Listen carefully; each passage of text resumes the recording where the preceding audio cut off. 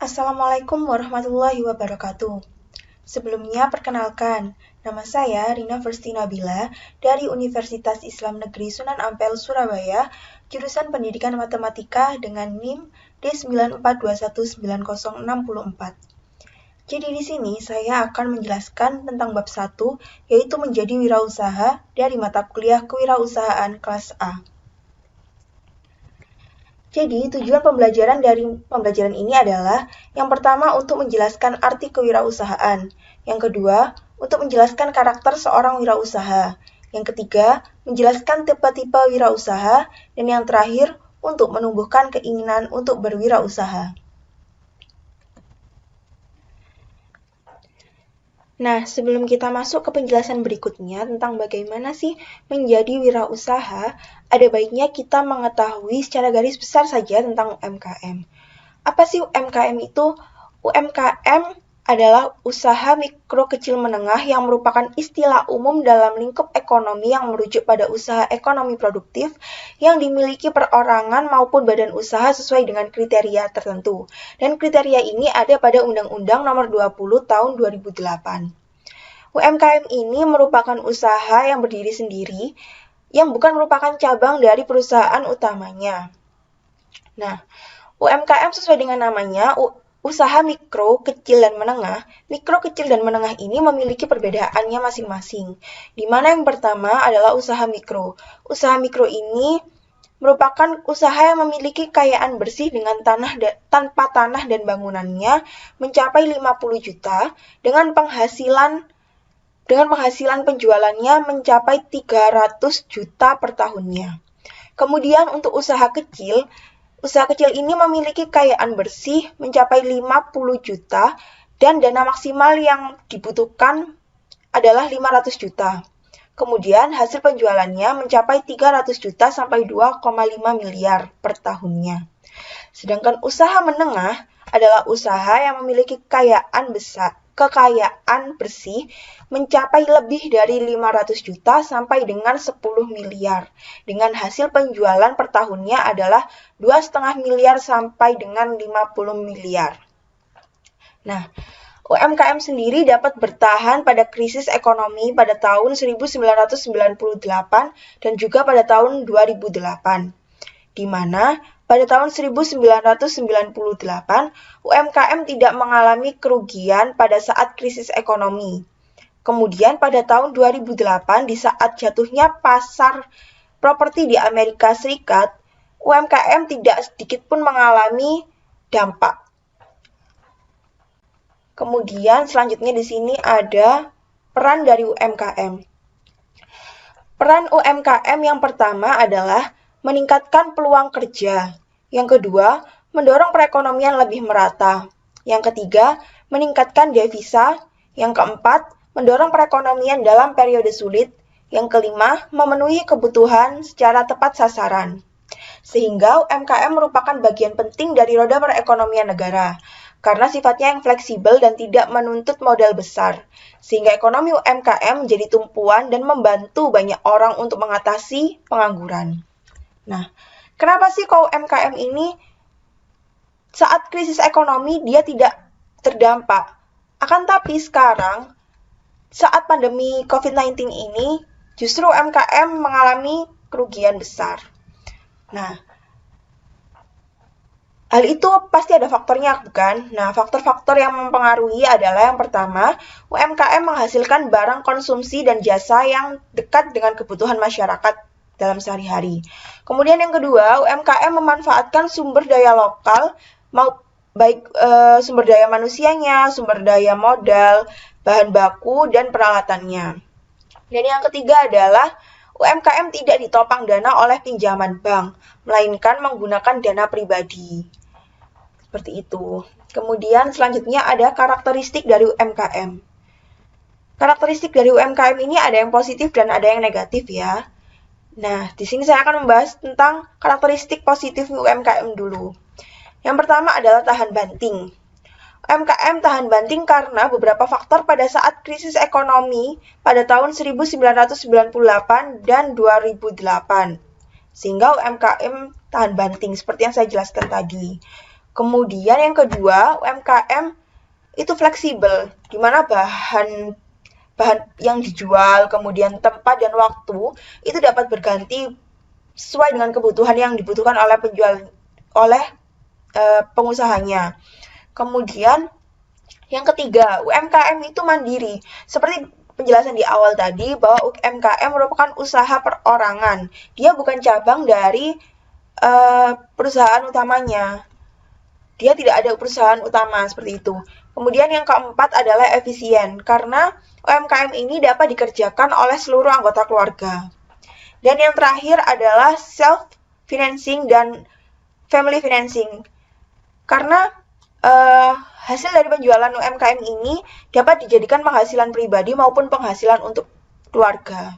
Seperti itu. Sedangkan selanjutnya ada karakteristik negatif dari UMKM. Yang pertama, informal. Informal bahwa UMKM ini seperti yang saya jelaskan tadi ya, UMKM ini merupakan usaha yang berdiri sendiri, bukan ada perusahaan utamanya, sehingga UMKM merupakan bisnis yang tidak resmi.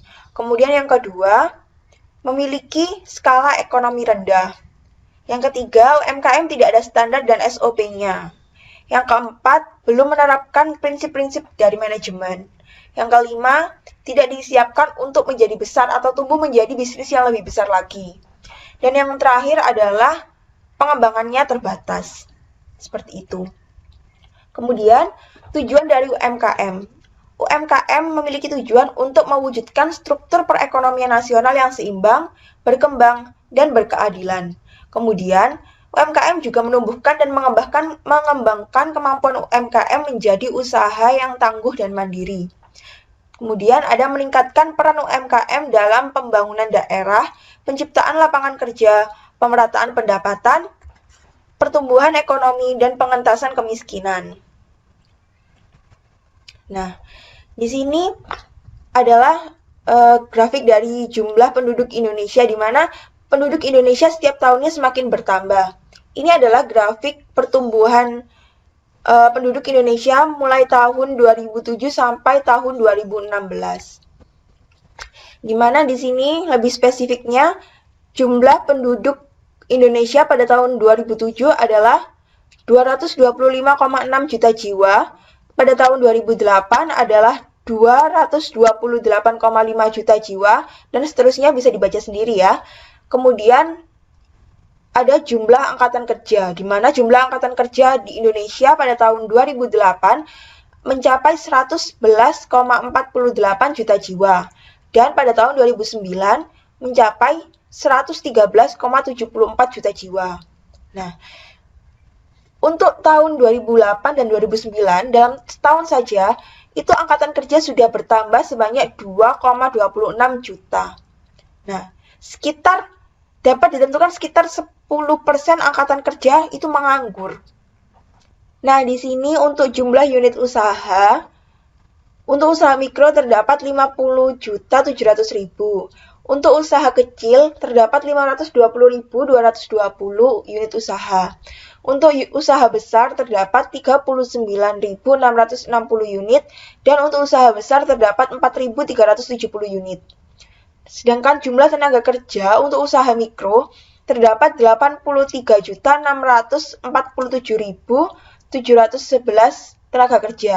Sedangkan untuk usaha kecil, menengah, dan besar terdapat 10.024.773 tenaga kerja, sehingga totalnya ada 93.672.484. Di sini usaha mikro menyerap 89% tenaga kerja yang ada di Indonesia. Sehingga untuk memaksimalkan produktivitasnya seperti ini. Usaha mikro di bawah 11,57 juta. Untuk usaha kecil adalah 11,57 juta, dan usaha menengah 38,71 juta, usaha besar 2,22 miliar. Seperti itu. Nah, kita masuk ke materi tentang wirausaha. Seorang wirausaha itu menggeluti usaha tidak sekedar ala kadarnya, akan tetapi dengan keberanian, kegigihan, sehingga usahanya itu bisa tumbuh dan berkembang. Kemudian yang kedua, seorang wirausaha itu bersahabat dengan ketidakpastian. Jangan dikira wirausaha hanya enak-enakan saja dan dia sudah menerima hasil yang pasti. Karena wirausaha itu juga sebelum kita memulai wirausaha itu kita juga tidak tahu kan bagaimana kedepannya itu bakal seperti apa. Kemudian saat kita sudah melakukan bisnis itu pun kita juga nggak tahu itu berjalan dengan baik terus atau tidak, kan kita juga tidak tahu. Itu pasti ada naik turunnya. Kemudian seorang wirausaha menjalankan usaha yang real, bukan spekulatif. Selanjutnya adalah sikap umum seorang wirausaha. Jadi sikap yang umum dimiliki oleh seorang wirausaha yang pertama adalah keinginan untuk bertanggung jawab atas resiko yang lebih besar. Jadi seorang wirausahawan ini tidak mengambil resiko secara liar, tidak asal. Akan tapi wirausahawan ini telah memperhitungkan akan resiko yang akan diambilnya. Kemudian yang kedua adalah keyakinan akan kemampuan mereka untuk berhasil. Seorang wirausahawan memiliki keyakinan yang tinggi atas kemampuan mereka untuk berhasil. Yang ketiga, keinginan untuk segera mendapatkan hasil. Yang keempat, seorang wirausahawan itu lebih energik daripada rata-rata kebanyakan orang. Yang kelima, berorientasi pada masa depan. Jadi, seorang wirausahawan itu lebih berpikir tentang masa depan. Dia tidak berpikir, tidak memikirkan terlalu dalam tentang apa yang telah dia lakukan kemarin. Dia tidak terlalu berlarut-larut atas pemikiran yang kemarin, tapi dia terus berpikir apa yang akan saya lakukan di masa depan, seperti itu.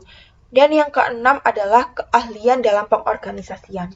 Jadi seorang wirausahawan ini, dia pandai untuk menempatkan orang di tempat yang tepat. Dan yang ketujuh, secara efektif menciptakan sinergi antara orang dan pekerjaan, sehingga memungkinkan dapat mewujudkan visi untuk menjadi kenyataan. Dan yang terakhir, seorang wirausahawan memiliki nilai prestasi akan uang. Terus yang selanjutnya, ada 4 kategori wirausaha. Yang pertama, kategori penemu. Penemu ini mendefinisikan konsep unik, baru, penemuan atau metodologi. Yang kedua adalah inovator. Inovator ini menerapkan sebuah teknologi baru atau metodologi untuk memecahkan masalah baru yang dihadapinya. Yang ketiga, marketer. Marketer ini mengidentifikasi kebutuhan di pasar dan memenuhinya dengan produk-produk baru atau produk substitusi yang lebih efisien. Dan yang terakhir adalah opportunist. Opportunist ini pada dasarnya sebuah broker pialang yang menyesuaikan antara kebutuhan dengan jasa yang diberikan dan komisinya. Oke, selanjutnya adalah usaha yang dilakukan seorang wirausahawan.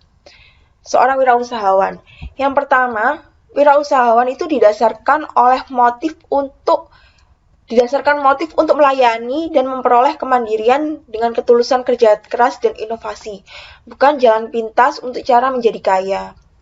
Dan yang kedua adalah membangun secara bertahap. Jadi mulai dari kecil dan berkembang untuk menjadi besar, tidak langsung tiba-tiba besar seperti itu. Yang ketiga, seorang wirausahawan selalu menjaga nama baiknya, membangun reputasi bukan sekedar passive income, akan tapi harus real seperti itu.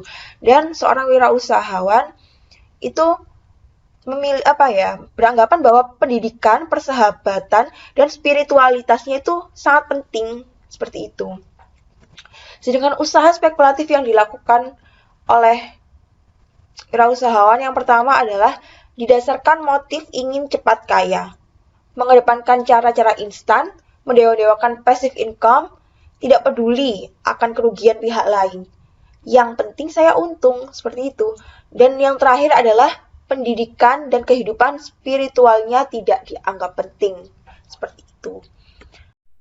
Nah, itu tadi sedikit penjelasan dari saya mengenai bab pertama yang berjudul tentang menjadi wirausaha. Terima kasih atas waktu yang telah diluangkan. Sekian dari saya. Wassalamualaikum warahmatullahi wabarakatuh.